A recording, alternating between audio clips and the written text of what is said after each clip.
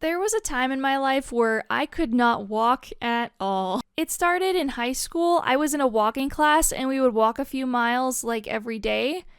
And my feet just really hurt and I didn't really know why. But I was also not really like the athletic type, so I always assumed that might have been part of the issue. I went to a podiatrist and he just told me to get better shoes. So I did, but over time, adding more padding to your feet just kind of ruins them. So that's not very helpful advice. The problem got even worse in college. I actually had to drop out of college because I couldn't walk fast enough to my classes, and the way that parking works for college is ridiculous. They have you park like super far away, so it was a struggle for me to go and walk to my classes. And in the classes I was taking, they were like animation courses. They would have these padded locked doors, and they would always lock them like 5 minutes early. I don't know why they did that. So I would be locked out, sitting outside, just looking stupid. Those were some sad times, man. I eventually went to a new podiatrist, and he told me that I had something called plantar fasciitis. So basically, with plantar fasciitis, your tendons get really stiff, and it makes it hard to walk. So I would be walking, and I would feel the need to puke because it would just hurt so bad. So many people deal with this issue. It's kind of a big problem these days. I was also experiencing other things like brain fog and headaches. That was partially to do with the plantar fasciitis, but it was also to do with like poor nutrition training, because when you grow up poor, man, you do not know nutrition at all. Like, most of my meals were I grew up on cancerous white bread, quesadillas, and like hot dogs, and maybe cereal, I guess. Not much going on in that food, let me tell you. Did anyone else grow up with struggle meals? The podiatrist told me that I should try cortisol shots. It's like a shot that you just kind of inject into the tendon, and it should help inflammation. But I've done one of those before, and if you do more than one, like it doesn't work after a while. For most people. Some people it works, but for me, no. My walking got so bad that I became one of those people that has to use a Walmart trolley to get around. Those things are slow as heck. You're going like 2 miles an hour, but it's kind of fun to sit on. The worst part is, though, I would go to use one, and every time a worker would come up to me and be like, "Do you actually need to use that?" Actually, I don't think you need to use that, ma'am. What are you doing? I'm like, no, I actually do need to use this. You just can't see the problem when it comes to plantar fasciitis, because you look perfectly normal, but on the inside your tendons are dying. How am I supposed to explain that to someone that's only using their eyeballs? You literally can't. I'm just glad I no longer have to use one of those, because it's so awkward to explain it every single time. It's kind of nice of the company that they even have that offered to their customers. It's a pretty nice feature. Since nothing else was working, I asked my podiatrist what we should do, and he said, we have 2 options. We can do a less invasive surgery that involves poking a bunch of like holes into my feet, or a more invasive surgery where they go in and they cut parts of the tendon out to like remove the pressure. So it was kind of a big decision, because the less invasive surgery is like you could be walking in the next few days, but the more invasive is like a few months recovery time. I decided to do the less invasive surgery first, since there would be less recovery time. The podiatrist agrees, and so we go and do the surgery. I wake up after surgery and I felt like I got hit by a truck. Oh my goodness. Like, I guess it would make sense. You get stabbed a bunch in the feet, and of course it's going to be super painful, but man, I was not expecting that. I look over and the nurse is staring right at me. She says, "Tell me what your pain level is on a scale of 1 to 10. And I say, 10. And she goes, "Low pain tolerance, huh?" I'm sorry, Miss Ma'am, what? I just got stabbed like 20 times in the feet. Of course I'm gonna be in pain. What does this take? Is your job not to take me seriously? And so she goes on and on about like, oh, I don't want to give you medication right now. Girl, why did you ask then? Give me the meds. Is it just like a trope in life that nurses tend to be just rude?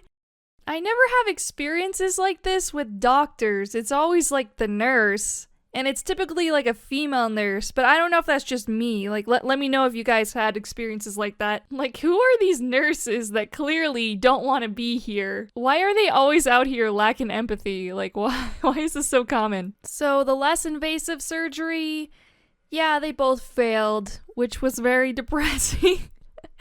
So, I had to do the more invasive surgeries next. So, they took me in, they put me under, and they cut my legs up. However, once the swelling went down, I noticed like a huge difference in the pressure I felt in my feet, and I got excited. I knew the surgery was totally gonna help. So they ended up doing the other leg too, and actually I felt such a difference. It was awesome.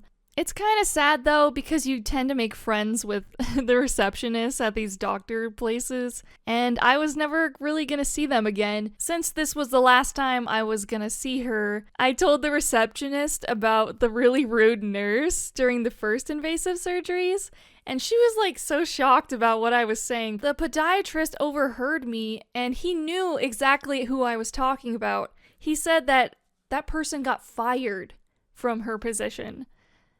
And it was kind of cathartic to hear, because I don't know what it is with some of these healthcare professionals, but maybe this isn't the job for you, because you need to learn a little empathy.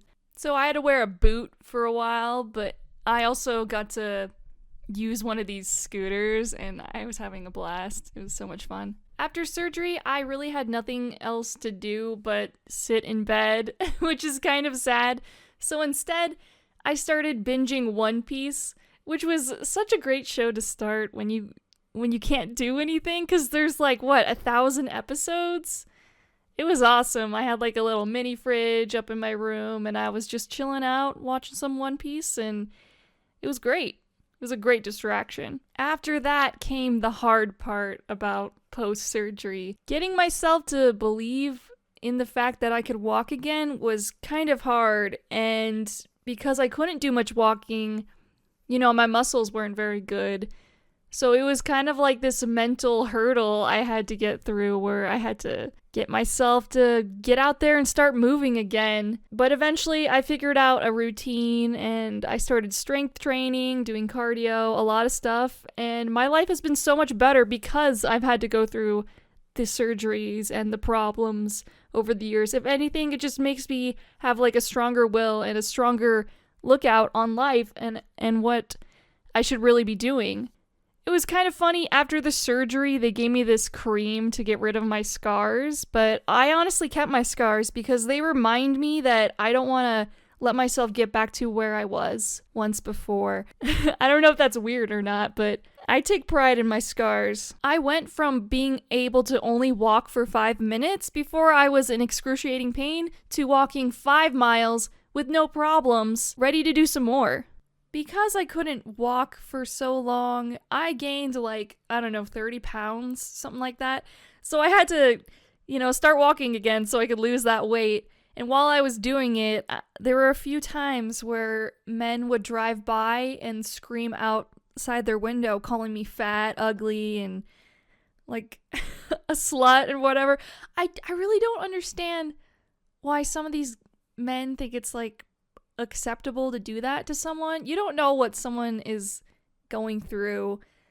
Like, can we all just be nice to each other, please? Especially if you see like a chunky person working out. You should be happy about that, right? Like, what? Luckily, it's hard to have low self-esteem when you're doing something to help yourself progress. So, but I just bring this up because it's just so common with men these days, it seems.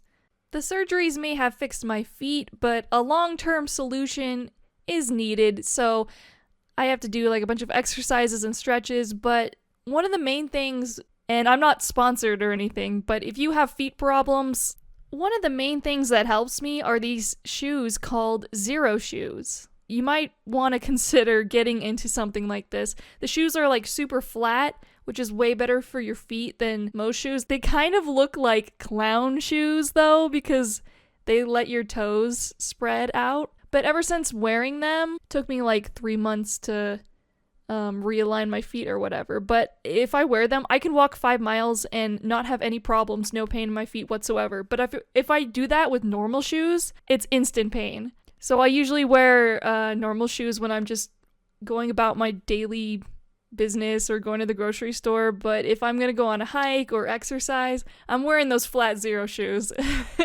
It's awesome. I've had no problems using them. So I want you guys to do something for me. I want you to find the nearest wall you can. I want you to put your hands up against the wall, facing the wall. I want you to do a calf stretch. Put one knee forward, one leg back, and I want you to pay attention to where you feel the stretch occurring. If you feel it in your calf, you're doing good. But if you feel it in your ankle or the bottom of your foot, well, then you're just as screwed as I was.